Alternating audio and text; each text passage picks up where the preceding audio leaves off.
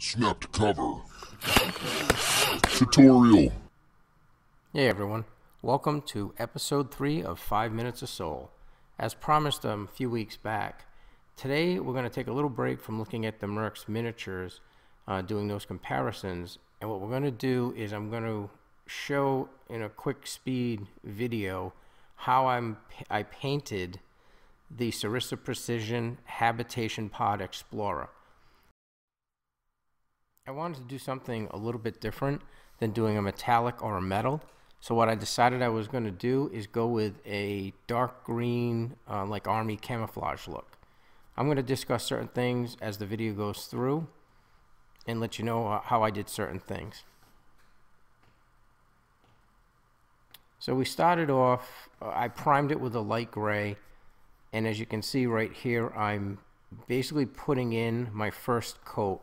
And one thing that I've learned with airbrushing is the paint, when you mix it, and I'm going to show you a little later how I did it, but you want the acrylic paints, especially if they're not airbrush paints, you want to thin them down with, if they're acrylic, you want to thin them down with water. You could use paint thinner, I guess, as well.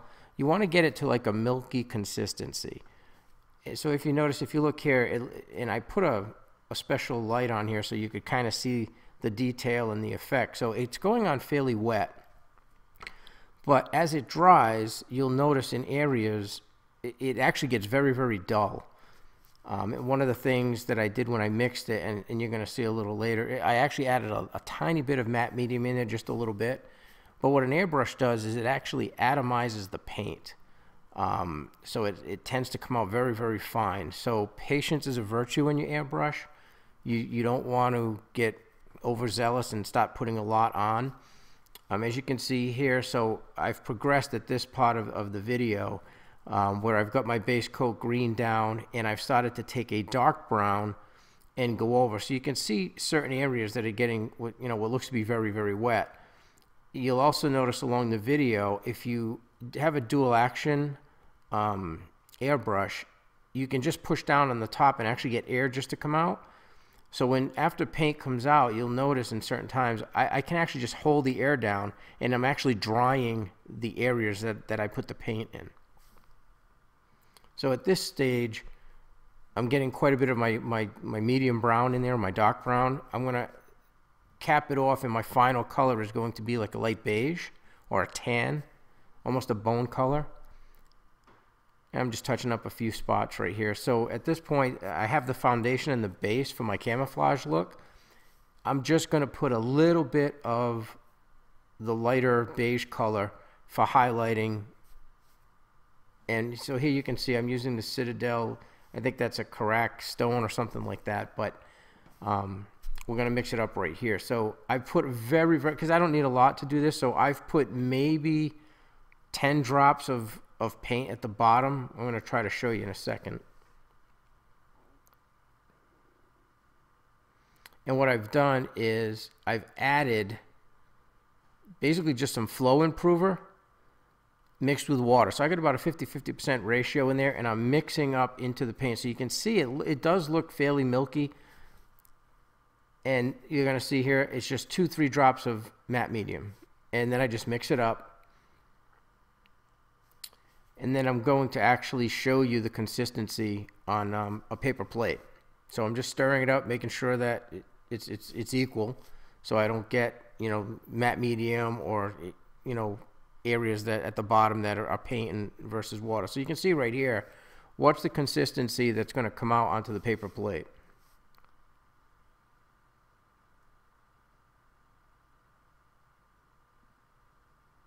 You can see if I hold it down quite a bit, it actually will start to run. So it does look like a milk consistency. And you can see right here, it's going on very, very, very thin. If anything, I might have watered this one down a little bit too much, but it's not a big deal because it does atomize. And if you watch during this piece of the video, you're going to see where I'm actually, I think at one point I take the bottle off and I actually use just the air to dry the pieces.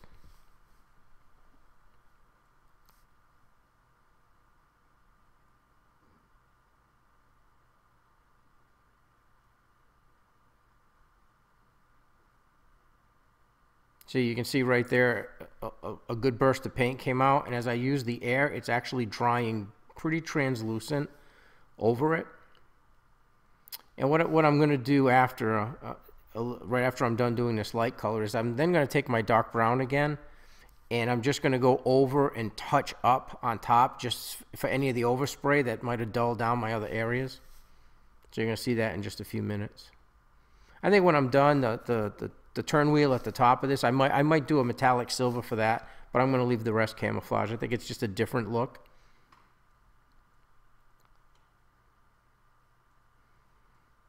So again, you can see I'm not doing a lot here. I'm really just doing some highlight work. See right there, you can see where I used the end and just tried to dry up a little bit of what was still wet.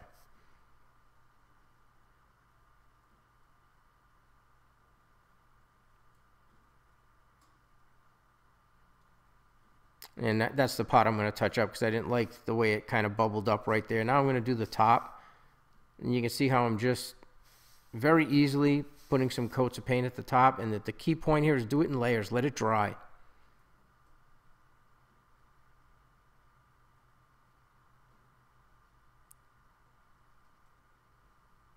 See how as it dries, it does get translucent and start to blend in.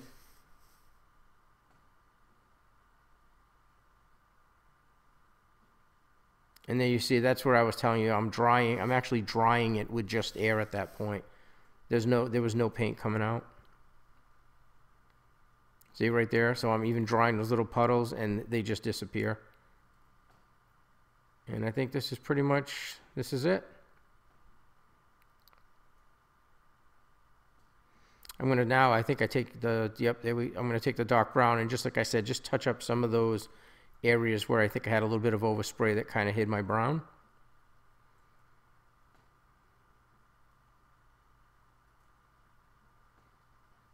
Takes a little bit used to get control of a dual action airbrush, but the end result is worth it. And here I just took a couple pictures outside so you can kind of see the end product. Hope you enjoyed the video. Stay tuned for the next episode of 5 Minutes of Soul. SnapToCover tutorial.